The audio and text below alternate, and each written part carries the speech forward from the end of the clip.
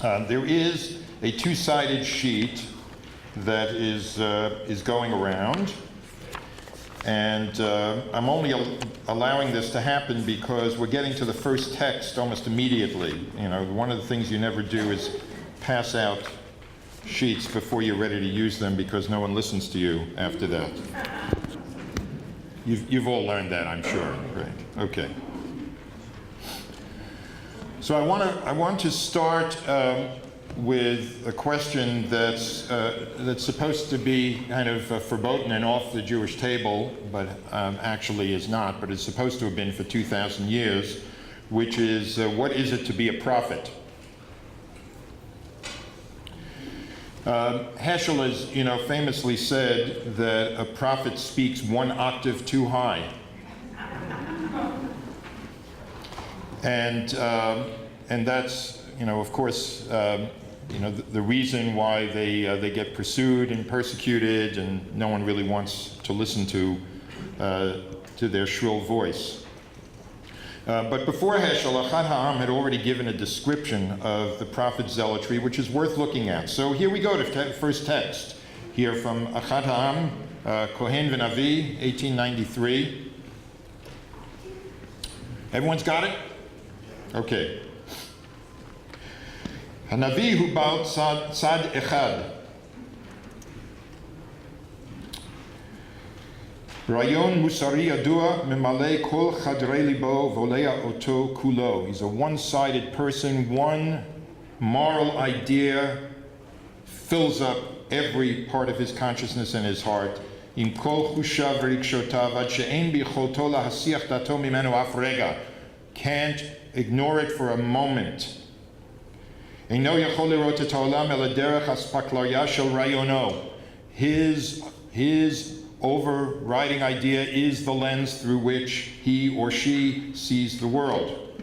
V'chol cheftzov amalohu lahagshim et ha'acharon bishlemuto b'chol chezyonot ha'chayim. That idea is the whole purpose is to make it come to be and to be fulfilled. And bi'ad ha'idiyal hazeh nilcham hanavi kol yamav ad makom sheyado magat. Whatever he is able to do, he or she able to do, for that ideal will be the life's work. Tzofeh tamid rak b'ma shetzarich liot lefi ha'hakara pratit shebelibo, lo b'ma she'efshar liot lefi ha'matzav ha'klali michutz lo. It is not the art of the possible. It is the pursuit of the ideal. Hanavi hu alkein koach mikori. He is a primal force. Nishar tamid bifratioto, which I think here means in his kind of isolation, in his separateness. Kitzoni, mitzumtzam. Shomer mishmeret tzad echad ve'eno tzara b'chol netiya letzad acher, will not have great tolerance for those who have other ideas. So no wonder prophets were persecuted. This is a lot more expansive than just speaking an octave too high. But the interesting thing is that there's more, and it's actually, this is not how Achad Ha'am began the essay. He began it with what we're about to read. And so this is the beginning of the essay. We don't have to go through all of this. You can do that at your leisure. But look what he says. It's very interesting how he begins. HaMechanika melamedet. The science of mechanics teaches us. Ki shnei kochot shel tnuah she'achad mehem poneh lemashal hamizrach v'hasheni latzafon. Two vectors, one pointing north and one pointing east, orthogonal to each other.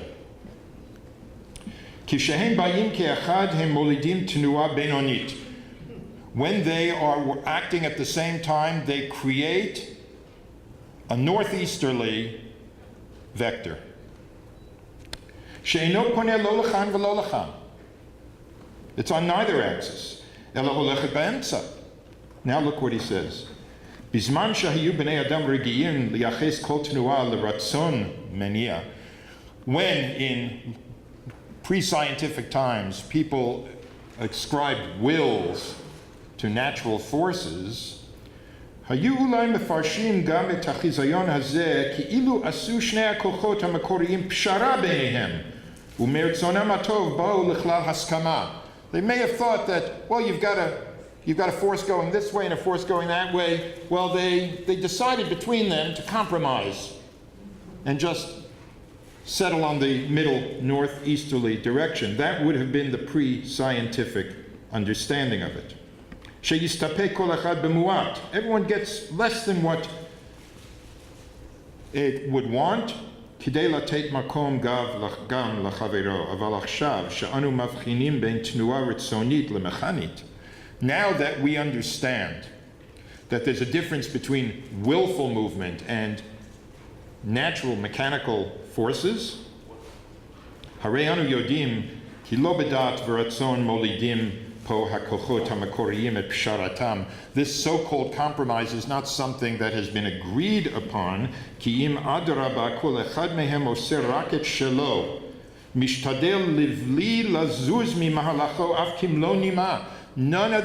of these forces wants to be budged even a hair's breadth. אלא שמן ההשתדלות הזאת עצמה של שניהם יחד יוצאה ממילא תנועה שלישית ממוצעת שאינה מתאימה בשלמותה לא לזה ולא לזה. It is precisely because each one is holding on to its mission, so to speak, and now we're being anthropomorphic again, but understanding that that's what we're doing, a third force emerges. And then he says at the very end, just look at the last two lines of this opening section of the essay. The last three lines. ולא עוד, אלא שאם בדרך נס היו מקצתם מתמלאים פתאום מה שאנו קוראים רוחב לב. If the stars and other things that move around in the world, if they had somehow miraculously developed some will and could be generous about this and decide to yield something from themselves, עד שהיו יוצאים מחוג חפציהם הצר להבין ולהקיף גם חפצי חבריהם, if they were now empathetic with the wills and the desires of these opposing or different forces, and decided generously to yield to them, אז היו סדרי בראשית נהרסים רגע אחד, והעולם היה חוזר לתוהו ובוהו.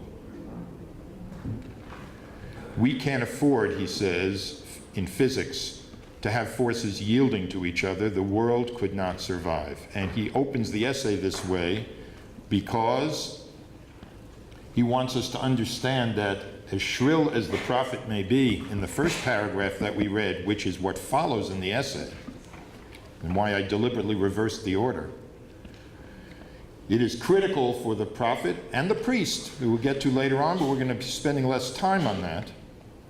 It is critical that the work of the prophetic work be recognized, be respected, and be held on to. The passion of the prophet, in other words, is needed. When the prophet saw injustice either on the part of the people or on the part of the ultimate force in the universe, providence, God, the prophet did not inquire closely into its causes, did not bend the knee to necessity, did not give up to despair or doubt the strength of righteousness or the possibility of its victory. The prophet spoke out. The priest, by contrast, we are told, later in this essay, I didn't give you the text here, is, and I'll just give it to you in English translation, is not of the race of giants. These are now Achad Ha'am's words. He has not the strength to fight continually against necessity and actuality. His tendency is rather to bow to the one and come to terms with the other. Instead of clinging to the narrowness of the prophet and demanding of reality what it cannot give, he broadens his outlook and takes a wider view of the relation between his idea and the facts of life. Not what ought to be, but what can be, the art of the possible, my words, is what he seeks. His battle is no longer a battle against actuality, but a battle in the name of actuality against its enemies. So the idea of the priest is not therefore a primal force. It is an accidental complex of various forces among which there is no essential connection.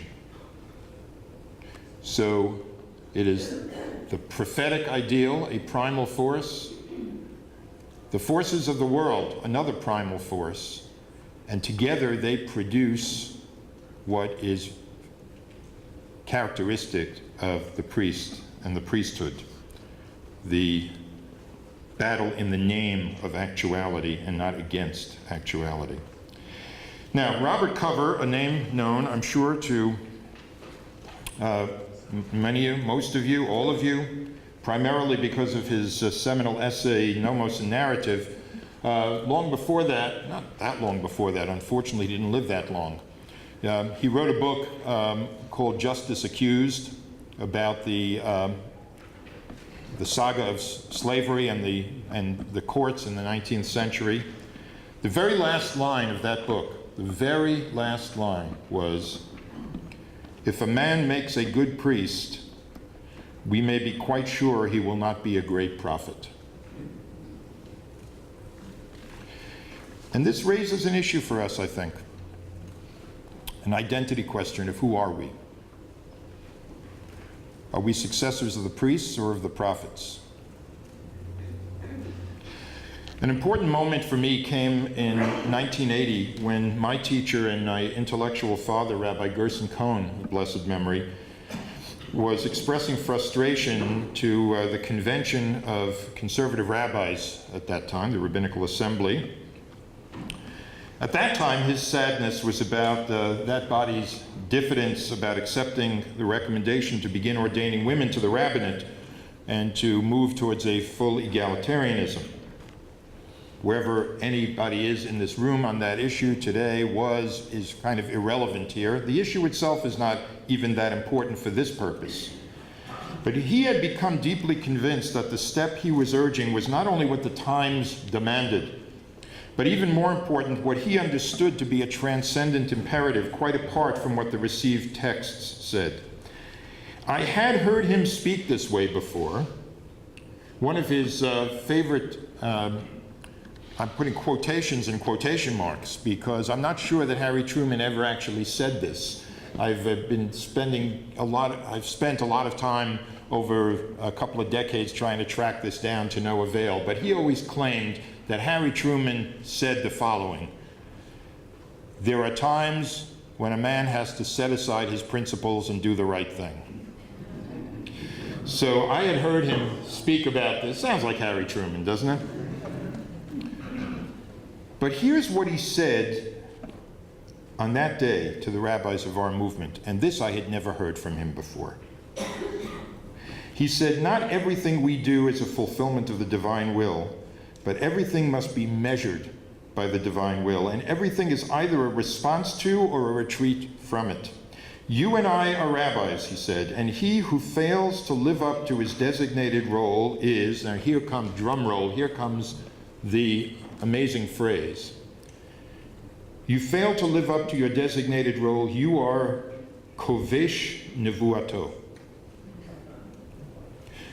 Kovesh nevuato is an indictment that's given in the Mishnah and Sanhedrin for people who have a prophetic calling and don't carry it out, like Yonah ben Amittai. Oh, there's our first Days of Awe reference. Kovesh nevuato, an amazing term to apply to rabbis at that time in the late 20th century. This is a rabbinic term that means a suppressor of his prophetic calling, which meant for him a suppressor of his rabbinate. And now back to his words, he said he suppresses his charge and withholds the message entrusted to him, and he is thus a man who fails in his religious duty. You can understand perhaps why this was an important moment for me in my life, and have been musing about it ever since. When we stand before our communities as rabbis, and especially so on Rosh Hashanah, which is Yom Hadin, the day of rendering judgment, the day of rendering self-judgment, the day of making assessments and discriminations among the values in our lives, we have to ask ourselves whether at that moment we are meant to be more the priest or more the prophet. So over the years, I was invited and I began to think about what I would try to put together and condense for this. So naturally, I looked back over the things that I have felt moved to talk about over recent occasions of Rosh Hashanah, year after year. And it's been about many things, and I'm going to give you, I guess, a kind of a little sampling of that. In all of which I've tried, I don't know how successfully, tried to be a prophetic voice. It could be about our economic life. In 2008 and 2009, these were things that had to be addressed. Was the collapse that affected so many suddenly in our own communities, and I'm sure that ours was not unique in that way, was that just one of those cyclical things that would correct itself, or was it evidence of something more pervasive that could give us some insight into the struggles and sufferings of far greater masses of people in our own midst? And what would be a prophetic stance on such things? So at the time, I addressed some of these values issues, and yes, as you might imagine, there are many financial people in the congregation. So you take a few deep breaths, as there are in yours. I just couldn't be a priest at that moment. The 2007 data at that time, which was the most recent at that time when the crash happened that was available to me, showed that the top 1% in the country owned 34.6% of Americans' wealth. That the top 10% owned 73.1% of Americans' wealth. And the bottom 90% had, therefore, 26.9%.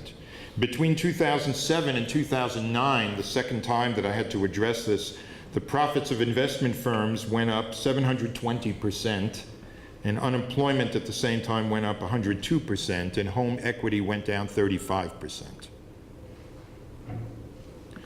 Around that time, a business professor at Harvard and a behavioral economist asked more than 5,000 Americans how they thought wealth is distributed in the United States. Most of them thought that it's more balanced than it actually is, but when they were asked to choose their ideal distribution of wealth, 92% picked one that it was even more balanced and more equitable. The top 20% at that time had 83% of the wealth, and most thought that the top 20% had only 58% of the wealth, and they would like it to be a little over 30%. As for the bottom 20%, it was negligible what they owned, vanishingly small. Most thought it was about 4%, a lot higher than it was, but they would like it to be 10%. What's notable in this was that virtually no one thought it should be equal across the board. They weren't mindless egalitarians that way. Everyone sensibly understood that a completely equal distribution can't be maintained without coercion. That's one of the things we have learned over and over again, particularly in the last century. But they also sensibly and intuitively accepted a version of John Rawls' celebrated difference principle. That is, inequalities are acceptable, and one might even say welcome, only if they clearly work to the advantage of the least advantaged in society. And that was what seemed then, and even more so today, to be not the case. And sometimes there are situations that are so glaring, so impossible to miss, that even Forbes will publish articles about them, as they did in 2011, an article about the breakdown of trust between the public and the business sector, and the almost absence of upward mobility in the society It's so impossible to miss sometimes that thoughtful people will call attention to the untenable nature of the yawning gap between the haves and the have-nots, that if one is not to be a kovesh nevuato, one has to call attention to it. Now, you know what the technique is. The technique on the other side has been to ask the protesters what their plan is. What does the prophet intend to put in their place? But that's not the role of the protests that come from the heart of society or from the cry of the heart. That's the role of the experts and the elected officials, the ones who strive to be elected officials, the ones whose money affects our political system so pervasively. They are being asked and need to be asked not to ignore the problem. Certainly not to celebrate it, and to use some of that influence to change things for the better. It happened in 2011, which is why I came across the Forbes article then. It wasn't on the Days of Awe that year. There was occasion to speak about it again, this time including the Israeli point of view with Occupy Rothschild, which you all remember. Now, related to this is the next text I want to look at here, which is a rather remarkable one. So let's take a look at that. It's from Pirkei de Rabbi Eliezer, chapter 5. The opening chapters of Pirkei de Rabbi Eliezer give us extended midrashim, some of them quite fantastic, on the creation of the world. So here's a kind of compressed version taking out a lot of the proof texts of what we find in chapter 5. Bashlishi, the third day. Hayta haaretz mishor kabika. It was, like down there, flat as the valley. It is down there, I think, yes? Am I got the right direction? V'hayu hamayim mechasim al pnei kol haaretz. וכשיצא הדיבור מפי הגבורה ייקבעו המים עלו מקצות הארץ וההרים והגבעות ונתפזרו על פני כל הארץ ונעשים עמקים על תוכה של ארץ ונתגלגלו המים ונקבעו לעמקים. So, mountains come up, valleys appear, it's not flat anymore, and now we get the accumulations of waters. And we also now get these waters now begin going deep into the earth. The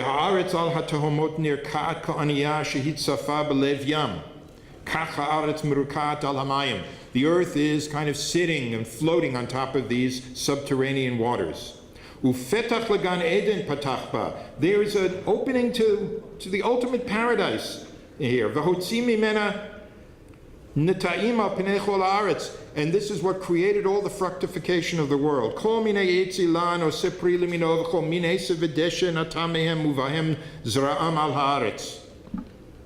So God does all of this from that opening to Gan Eden. And now comes the real punchline.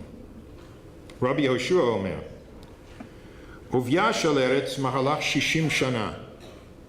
It's a 60 years journey to go. You remember that, the movie Journey to the Center of the Earth? Well, Rabbi Yehoshua says 60 years.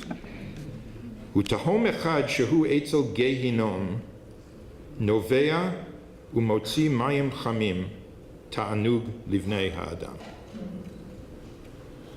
One of these collections of waters is right over the fires of Gehinom, and that creates these beautiful, wonderful, luxurious hot springs that bring pleasure to human beings. So I saw this firsthand when I was in Ghana with American Jewish World Service 5 years ago. I have to say my reaction when I first encountered this text some years before that was to say, wow, someone found a way to rehabilitate the reputation of Gehinom, right? At least it provides some pleasure after all. And then I realized that this was not at all what Rabbi Yehoshua and his colleagues were trying to tell us. And this was no idle speculation or wordplay. They were not rehabilitating Gehinnom. In fact, they were doing the exact opposite. They were reminding us to be aware of the fact that the pleasures of many of our paradises are often situated right above somebody else's hell and are made possible by those hells. Probably most people here have had occasion to be with a group at Masada with an Israeli tour guide, right? You know, they show you the steam room there on the northern palace and how people would luxuriate in there. Where did all that heat come from? Well, there were the slaves underneath who in the searing sun were down there stoking fires right underneath for the people luxuriating above. It's like the Midrash was written for this, and it was built for the Midrash. That's how it was in the slave castle we visited at Cape Coast on the Atlantic African coast, where the commanders and the ship captains' quarters were beautifully apportioned spaces. They were appointed in a most lovely way on the upper floor, literally right over the dungeons and the tunnels where the slaves were held. Delicacies were served above, sea breezes came in through the windows, views of the inland hills abounded, and the Gehinnom, the hell of thousands of human beings at any moment, and millions of them over time, were kept out of sight. You know, the beloved Christian hymn, Amazing Grace, was written by John Newton, who was once a captain of one of those slave ships. And no doubt he took many meals and slept soundly on the upper floors of one of those castles on the African Atlantic coast right over the dungeons. And that's what he meant years later when he awoke to what he did in his wretched year and wrote in this hymn, "Was blind, but now I see." This is a Jewish idea, this business of awakening to that to which we were blind. We would have probably written the hymn a little differently. In Jewish vocabulary, maybe it wouldn't have been grace that opens our eyes, though grace isn't a bad word, but maybe responsibility. But it's the same thing. Rabbi Joshua noted dryly that it's 60 years' walk down into the depths, and what he no doubt meant was, we'd like to think so. And it might as well be for all we think about it. But it's not true. The hell of so many in the world cannot possibly be unconnected in this global world and economy from my and your pleasures and privileges. It is not a 60 years walk anymore, and it never really was. The clothes that we buy cheaply because of sweatshops overseas, the carpets that are made by indentured child laborers in India and other places, the ways in which we arrogantly consume so many of the world's resources and insist that we have a right to low energy costs, these and multiple other phenomena which we can and we should think of are the ways in which our pleasures flow from hells elsewhere. You might protest correctly, well, we can't be completely pure anymore, and that's true. But at the least, it gives rise to an exhortation to care.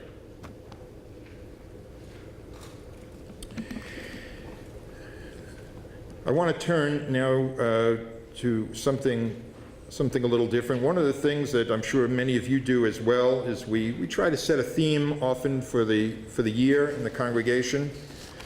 So it was 2 years ago, we were looking forward to a year of really exploring the role of chesed. The chassid, the midat chasidut, the lifnim mishurat hadin, this, it struck me, thinking about it as Rosh Hashanah was approaching, was the opposite of what we might call quid pro quo, or what is called shali shali v'shalach shalach. The world of quid pro quo is not a bad world. But it's a transactional world. It features nicely and properly balanced books. In this world, you're always careful to return favors and kindnesses, and in fact, people do kindnesses because they know that most people will return those favors when they need them. When we've been wronged, we look for and feel entitled to compensation, and we are, of course, entitled to it. In the world of quid pro quo, there is no obligation to extend ourselves to those who couldn't care less about us. They wouldn't do it for me. Why should I do it for them? Or don't even know us. And certainly not to those who themselves or whose closest communities wish us or do us harm. Why would we extend ourselves in that way? Why should we? So I emphasized at the time to the congregation, there's nothing intrinsically bad about this world of quid pro quo. In that world, if we play faithfully and by the rules, we can sleep well at night knowing that we've fulfilled the requirements of justice, of tzedek. Not the same as chesed. Many years ago, the philosopher Judith Jarvis Thompson coined the awkward but highly descriptive phrase, minimally decent Samaritan. The minimally decent Samaritan was meant to denote someone who lives up to the minimal requirements of justice. And she was, I think, a little too parsimonious in using that term, because the conscientious citizen of the world of quid pro quo is much better than a minimally decent Samaritan. He or she is a quite good Samaritan, or what we should really say is a quite good Jew, for a person like that practices the important Jewish value of hakarat hatov, acknowledging and reciprocating generosity, and leaves no ledger account open and unbalanced. That's the world of the tzaddik, the just person, the world of tzedek. But though in and of itself it's a good world, a good enough world, a world in which we sleep well knowing that our obligations are fulfilled, is it or should it be the world that we dream of waking up in tomorrow? Is it the world to be aspired to and that we should wish to bequeath to our children? And I thought that we needed to speak about how quid pro quo has in many ways replaced chesed in our thinking as Jews in the world. Let me tell you a little story. I was a participant, as you are right now, in a Days of Awe seminar back east, as you like to say, a number of years ago, when a prominent rabbi in the East Coast delivered an entire sermon that he was planning to deliver that year. The title of the sermon was "The Two Most Dangerous Words in the Hebrew Language." Now that's a catchy title. When I heard it, I started to scan all the classical phrases in my head in order to guess at just what dangerous two words he could have in mind. Perhaps they were Ein Elohim, or perhaps they were Let Din, there's no judgment. It turns out that the two most dangerous Hebrew words, according to this very well-crafted and compelling and passionate sermon, the two most dangerous Hebrew words were tikkun olam. Not, mind you, because he thought tikkun olam was a bad thing. Rather because he thought it was a distraction. It's a value, to be sure, but a subordinate one that can only lessen our resolve to achieve our overriding goal, which is helping ourselves, because the world owes us that, as it surely does.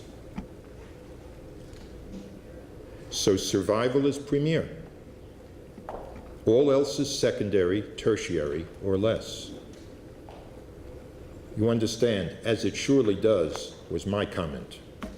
It does owe us that. But I was shaken by that sermon, and I was shaken by the thought of the Jews who would hear it in his synagogue and who might well come up afterwards and say, "Great sermon, Rabbi." So I was sick enough at heart to want to share my thoughts about it on the day of self-judgment, because it's clear to me that these are all false dichotomies. And it's also clear to me that the very real and the very serious pressures of anti-Semitism and anti-Zionism, which must never be ignored, have had another unnecessary and unfortunate effect. They've caused many American Jews, including people in your communities and in mine, to adopt a more parochial stance, to restrict unnecessarily their visions of what is a Jewish issue, and what should command our time and our energies. It's obvious that my survival is a necessary condition for my doing anything else. That much is obvious. But survival is not for that reason self-validating and self-justifying to the extent that it condemns every other commitment that I have as a mischievous diversion from my own needs. You could talk about survival on Rosh Hashanah and consider the biblical figure who takes center stage. No one ever worried about survival more than Abraham did. He was all alone in a land already settled by pagan tribes, and what's more, he was already old and without children. Survival was the most present and pressing concern for him, and yet he worried about the possible innocent victims of a thoroughly justified heavenly bombing of Sodom and Gomorrah. Because he knew instinctively that those people who were not of his tribe were also made in God's image. No one suffered the pangs of survival more than Rabbi Akiva, who felt the full evil force of second century Rome, and yet it was he who gave us Chaviv Adam Shenivra B'Tselem, which taught us that human beings, Adam, not just Jews, are to be loved because they are made in God's image. Now, we often hear the term existential threat today. It's a term that's being used in a relatively new way in order to refer to the fact that Israel's enemies are challenging its very existence. It's true that Israel's enemies are challenging its very existence. And we don't forget that, I am sure, for a moment. We certainly should not. I'll get a few more words about that in a little bit. But I also see that the term existential threat is being put to a certain ethical use. The suggestion is that the difference between a threat and an existential threat is that the latter provides a blanket justification for making survival not just a sacred value, which it is, let's never forget that, but rather a preemptive value. And what do preemptive values do? Well, among other things, they rule out debates about whether the means chosen to pursue security and peace are morally justifiable. They more generally rule out concerns about those outside our own tribe.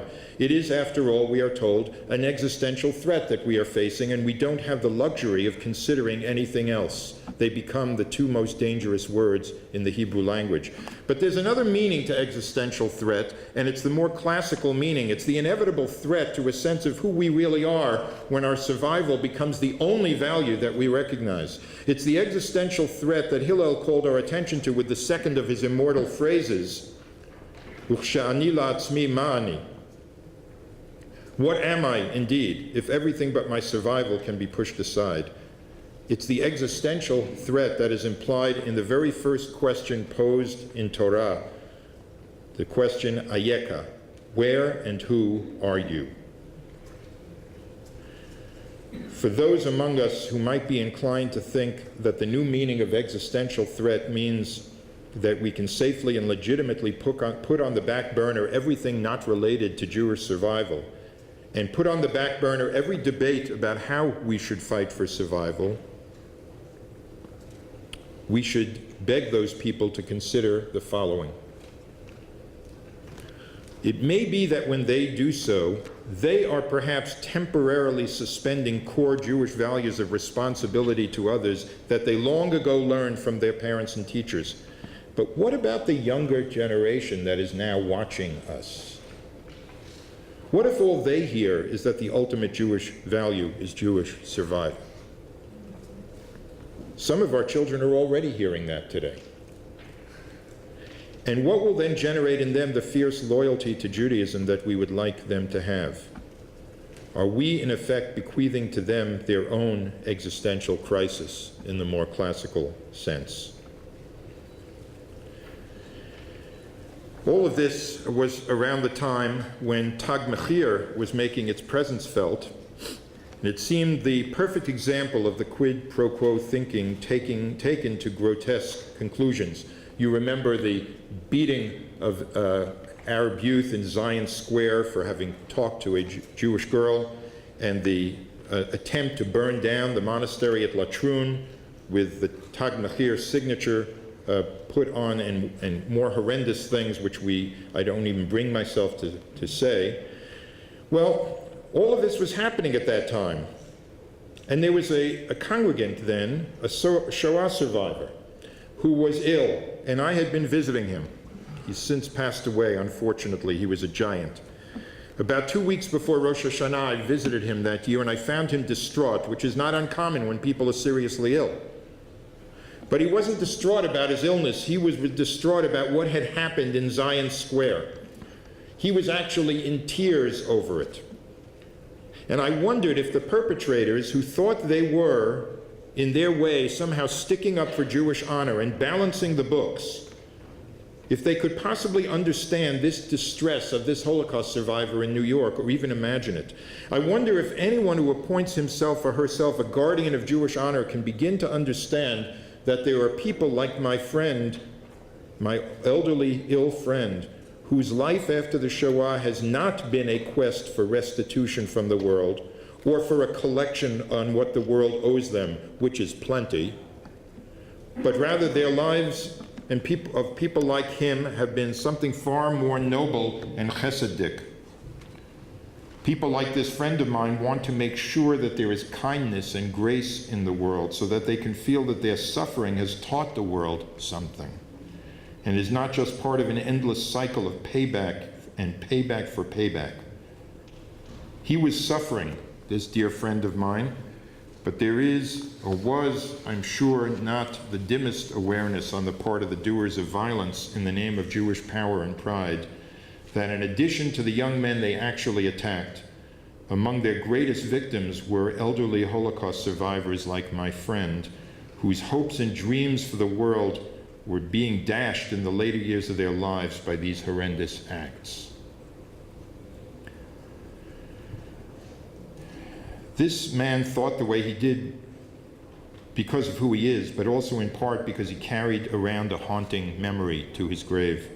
It was after his liberation, with the war still going on, and he had returned to Poland, where he faced persecution yet again. He was, via the Bricha, trying to get to Palestine, to Eretz Yisrael. The British got word of the operation. He was forced to change routes, and this time he was routed through Austria. It was a British zone that had been established there, and he was to rendezvous near a forest with the people who would help him resume his journey to Eretz Yisrael. And needing some directions, he turned to a young Austrian boy who in German gave him directions to the place he was looking for. But then the boy noticed that my friend had some bread with him, and the boy begged him for a piece of that bread since he was suffering from the hunger of the deep deprivation of those last days of the war. And my friend, having suffered as he did at the hands of the Germans, refused to give the child bread. Instead, he spat in the boy's direction and walked away. And his having done that haunted him for 67 years. How could I have done that to a hungry human being, to a child who had done nothing to me? There was no quid pro quo here, but just the opportunity for chesed, for human kindness, for acknowledging someone else's suffering and giving another the benefit of the doubt. And now the fact that the opportunity wasn't taken under those circumstances wouldn't really be condemned by anyone, but it was condemned by this man's own heart and conscience. He cried when he told me the story, knowing that he couldn't undo the hateful gesture, but also knowing that he can model a different way of living in the world. And his life did so in a variety of striking and heroic ways. One of the things he did, by the way, is he befriended a young girl of Tutsi family from Rwanda, and the two of them would go around the country talking about he was old enough to be her grandfather. And the two of them went around the country talking about what it is to suffer and what it is to hope for a better world. And he and others like him are our hope. And hope, I will submit to you, is also what we are charged, what the prophets were charged to bring to people. So let me say something now squarely about Israel. The prophet's passion began appropriately with his or her own community and a love for that community. If you've never treated yourself to reading Yochanan Muff's classic essay on Tfilatan Shel Nevi'im, give yourself that pleasure. Here's a midrash from the Mechilta on the Aseret HaDibrot, Li'ohavai u'leshomrei mitzvotai. Rabbi Natan said, Li'ohavai, those who love me, refers to those Jews who live in the land of Israel and in consequence put their lives in jeopardy when they keep the commandments. Ma lecha yotzei lehareg al shemalti et bini. Ask a Jew in the land of Israel why he may be killed tomorrow, and he will tell you, for nothing more than circumcising my son. Ma lecha yotzei lisaref al shekarati b'Torah. Ask him why he may be burnt up tomorrow, and he will tell you, for nothing more than reading a book of the Torah. Ma lecha yotzei litzalev al she'achalti et hamatzah. Ask him why he may be crucified tomorrow, and he will tell you that it's for nothing more than eating matzah. Rabbi Natan lived in the 2nd century, a time of great persecution under the Emperor Hadrian. The Romans would not tolerate even the possibility of another independent Jewish state. Sound familiar? And so even the most simple routine acts of being a Jew, celebrating a life cycle event, reading a Jewish book, eating a matzah on Pesach, became pretexts for violence. Those who loved God, according to Rabbi Natan, were Jews who were otherwise unremarkable, who did unremarkable things, except for one fact, that they chose to do those unremarkable things to live as Jews in the Jewish land. And Rabbi Natan gave us a version of a prayer that God and we should utter, that God be with our brothers and sisters whose lives are made hard because they are Jews, to give them a special measure of love and kindness. Rabbi Natan was also speaking in a prophetic role, one that we must take on as well. I am just back from Israel myself, about a little over 2 weeks ago. I was co-chairing a mission of Masorti, conservative rabbis. Rabbi Gil Collin, who I don't think is here, was with us. Among the things we did, of course, was visit the communities in the South and experience what they experienced. Seeing a child in a bomb shelter in Ashkelon. Amichai Lalavi was there that day and was working with the kids to get them, you get kids to draw things. It's a way to bring them out. So they were drawing Nachshon, going into the sea. They were trying to, describe in their drawing what it means to be confidently in a place of danger and a place of faith. And they were doing all of this, except that one of the children drew Nachshon, but also drew a crocodile in the water waiting to devour him. We met Rachel Frankel, who came to congregation Ramot Zion in French Hill. She was a transcendent kind of presence. You would never want, obviously, what happened to her, but you should all want what she has, which is a wellspring of faith that is just awe-inspiring. She actually spoke the words of gratitude, which we'll talk about later today. Gratitude. What was she grateful for? Many things. But that her son Naphtali had a great memory. He loved memorizing the texts that he studied, and he loved memorizing the prayers that he would say 3 times a day, and he was good at it. And she was so grateful when she heard that he was kidnapped that he had that memory, because she said, I knew that he would not be alone. He'd have his texts with him, and he'd have his prayers with him. The director of the Israel Trauma Coalition said, it looks like things are going on as usual, but look in their eyes, you'll see it in the eyes, and you do. And as Jay told you, there is that primal fear of what comes from the ground. Im b'machteret yimatzeh haganav v'hukav hamet en lo damim. Beginning of the 22nd chapter of Exodus. It's a primal fear. They need our love. They need our prophetic advocacy. And at the same time, we all know as rabbis how difficult it can be to ask out loud and to look ahead at what we believe is truly good for Israel and its people. how Tag Mechir creates an existential crisis. By the way, it was Yuli Edelstein who said that to us, that Tag Mechir is a greater existential threat to the state of Israel than anything Hamas can do. How there are questions that need to be asked and answered about how long are we going to be trapped into situations where we can make the moral arguments. There are moral arguments to be made about what has happened in the last month. But how long are we going to be trapped again into the situations where we have to make those arguments that we are mostly destined to lose? Do we not have to protest, as Moshe Greenberg of blessed memory did in a different time? It was after Sabra and Shatila. He protested, Lo nomar od Eloheinu lema'aseh yadenu. This is from the Haftarah of Shabbat Shuvah. Even if there is a strong and morally aspirational army, as there is, and even if there is an impressive anti-missile system, which is awesome, might it not be our role to protest that military might has quite fully proven itself to be capable of averting our destruction, but also to be incapable of solving the ongoing hostility? And do we not have to insist, as Rachel Frankel did, that blood is blood and innocence is innocence wherever it is, even if when you say it, you see heads shaking in the congregation? I've been there, you've been there. We all know the general view of what a good sermon is. When a typical Jew in the pew says to his or her rabbi, that was a terrific sermon, what does that mean? 99 times out of 100, what it means is, I, of course, agreed already with everything that you said, but boy, did those people sitting near me need to hear it. It's great that you had the courage to tell them what you and I believe.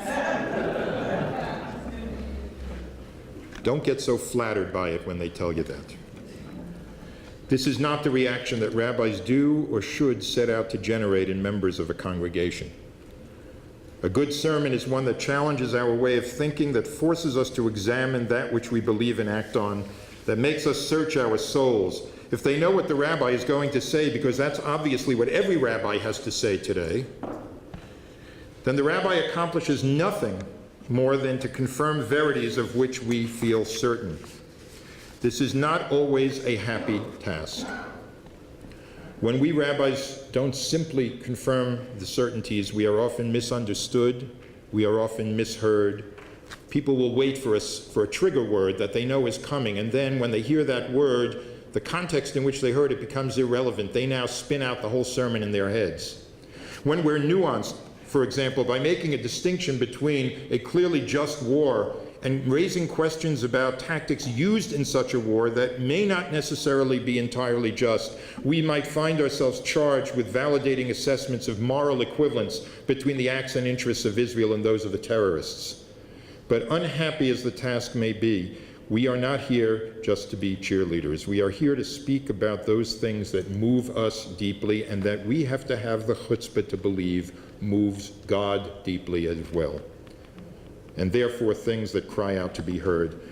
We can and should let Brett Stevens and David Harris make the arguments that are both agitating and comforting at the same time, about double standards in the world, about the atrocities in so many other places that scarcely get any attention. They make the arguments well and effectively and articulately.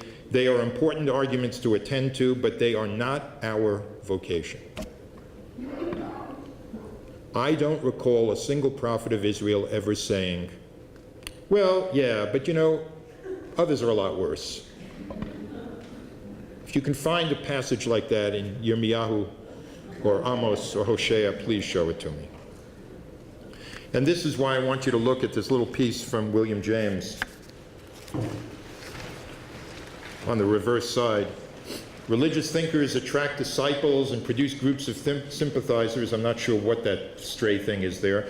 When these groups get strong enough to organize themselves, they become ecclesiastical institutions with corporate ambitions of their own. We have a Jewish establishment. Jay's not part of it, but we do. The spirit of politics and the lust of dogmatic rule, he was talking about the church here, of course, are then apt to enter and to contaminate the originally innocent thing. And now comes the important thing. When a religion has become an orthodoxy, small o, its day of inwardness is over. We become priests, not prophets. The spring is dry, the faithful live at second hand exclusively and stone the prophets in their turn. The new church, in spite of whatever human goodness it may foster, can be henceforth counted on as a staunch ally in every attempt to stifle the spontaneous religious spirit and to stop all later bubblings of the fountain from which in purer days it drew its own supply of inspiration. Ladies and gentlemen, I am deeply concerned about our youngest colleagues. Many of them are in this room. Many of the more senior colleagues like myself. Now that my mustache is entirely white, people stand up on the subway for me. It's a little rattling. It's to say nothing special about myself, but you'll understand. I see the heads nodding, the shaking in the congregation. I get nasty emails. It's unpleasant. It rolls off my back. I'm not threatened by it. I'm not insecure. But I think about students of mine and students of students. I now have grand students.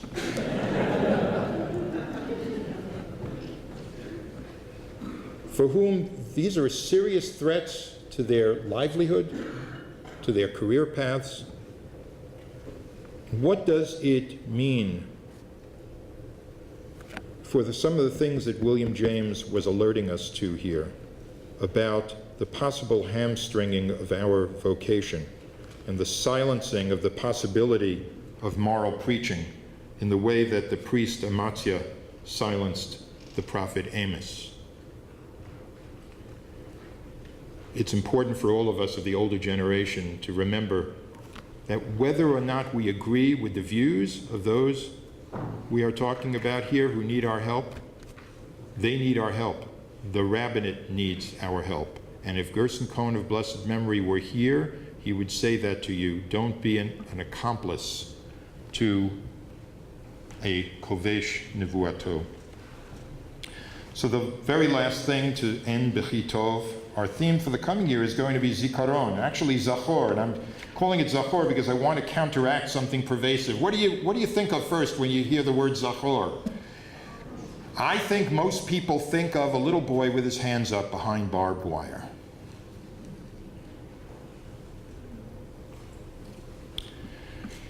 And if this is what remembrance is about, we have a serious problem.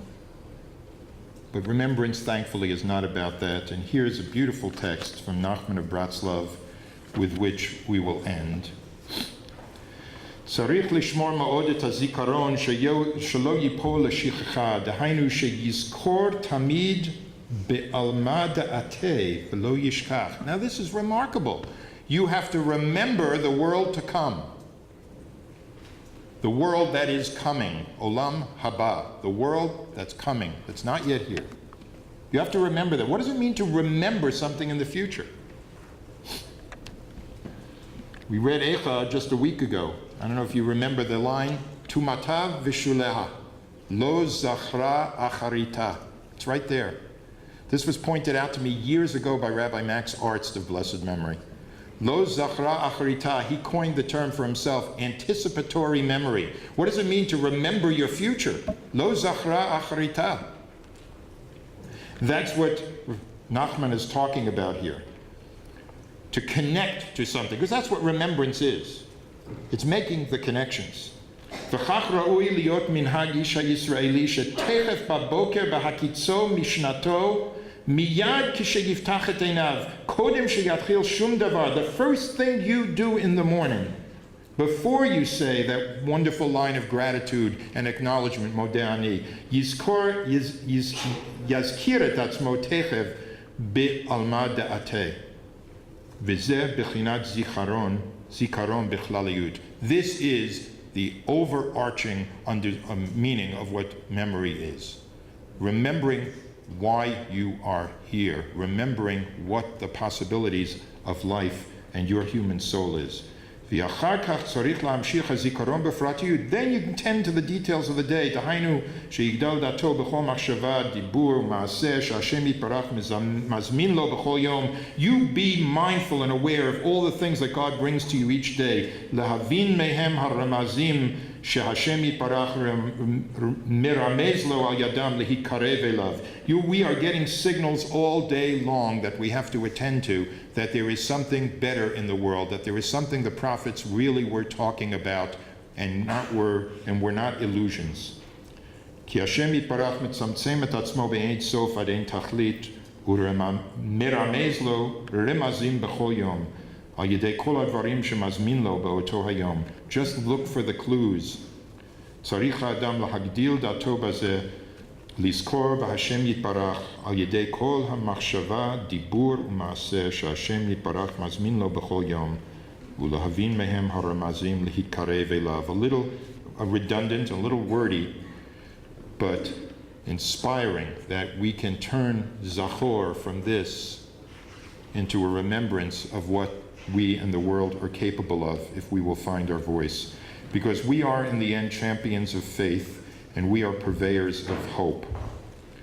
And if I were not a purveyor of hope, I don't know how I could face Rachel Frankel,